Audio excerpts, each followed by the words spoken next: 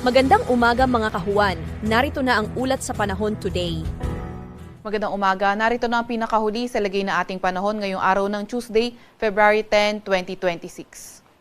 Narito ang ating pinakahuling satellite image kung saan nakikita nga natin itong linya ng kaulapan dito malapit sa may Visayas. Ito ang tinatawag nating shear line. Ito ang salubungan ng malamig na hangin galing northeast at mainit na hangin galing silangan. Ito namang northeast monsoon, ito naman yung amihan.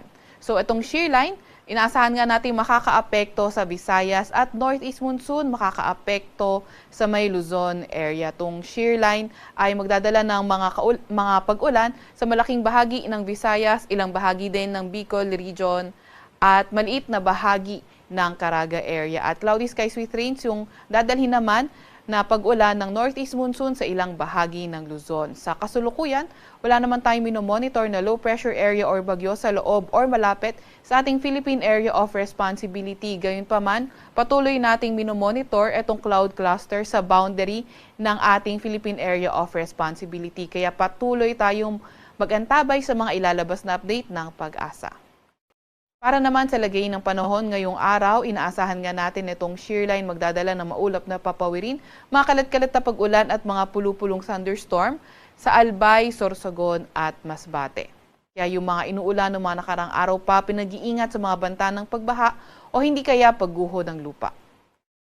Amihan naman ng northeast monsoon magdadala ng maulap na papawirin na may mga mahihinang pag-ulan sa may Cagayan Valley, sa may Cordillera Administrative Region, sa may Central Luzon, sa may Quezon, pati na rin sa nalalabing bahagi ng Bicol Region. Mas magandang panahon sa nalalabing bahagi ng Luzon kabilang ng Metro Manila kung saan may mga tsansa lamang tayo ng pulupulong mahihinang pag-ulan. Agwat ng temperatura ngayong araw sa Metro Manila ay 21 to 29 degrees Celsius.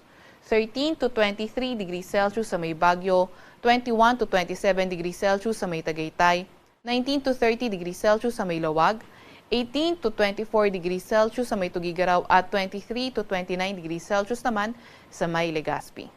Agwat na temperatura bukas sa Puerto Princesa at Calayan Islands ay 25 to 30 degrees Celsius. Para naman sa lagay ng panahon sa Visayas at Mindanao ngayong araw, nakikita nga natin na ang shear line patuloy na magpapaulan sa lugar ng Visayas, pati na rin sa may Dinagat Islands. Kaya muli, yung mga inuulan ng mga nakarang araw pa, mag-ingat sa mga banta ng pagbaha o hindi kaya pagguho ng lupa.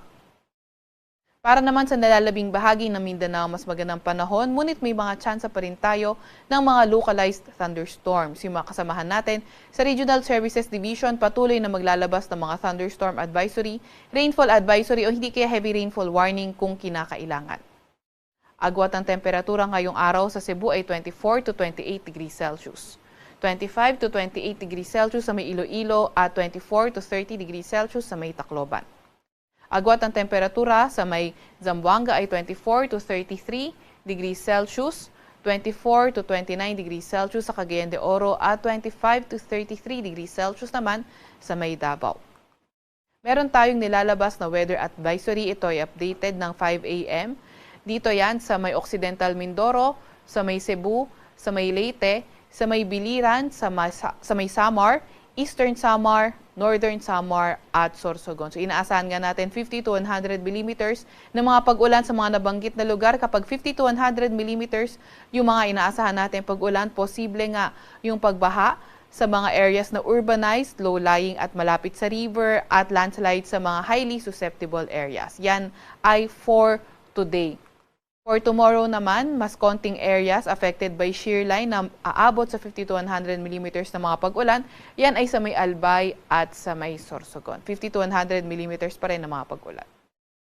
Meron din tayong nilalabas na gale warning. Updated ito ng alas 5 ng umaga. Yan ay sa northern coast ng Quezon, kabilang na ang northern at eastern coast ng Polillo Island sa may Camarines Norte, northern coast ng Camarines Sur sa may Catanduanes, eastern coast ng Albay, eastern coast ng Sorsogon, ang northern at eastern coast ng Northern Samar at ang eastern coast ng Eastern Samar. Kaya lubhang mapanganib sa mga lugar na nabanggit, kaya kung maaari ay huwag munang pumalaot sa mga lugar na iyan.